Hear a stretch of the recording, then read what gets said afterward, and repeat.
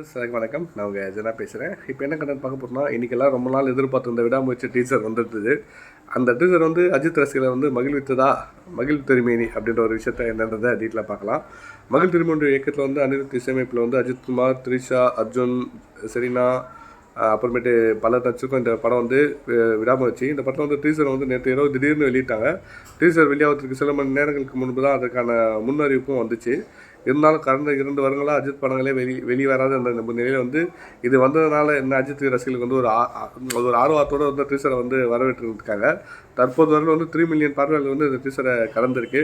முற்றிலுமே வெளிநாட்டில் தான் இந்த படம் கதை வந்து உருவாகியிருக்கு.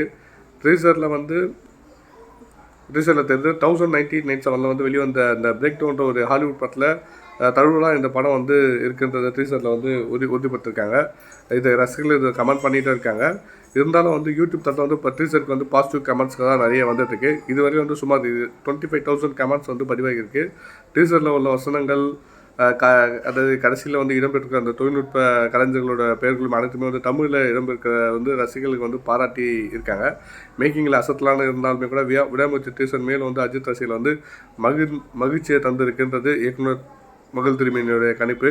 உண்மையிலே அது மகிழ்ச்சியை தான் தந்திருக்கு. கண்டிப்பாக நல்லாயிருக்கு. நம்ம என்னன்றதை அடுத்த அப்டேட்டில் பார்ப்போம். தேங்க்யூ.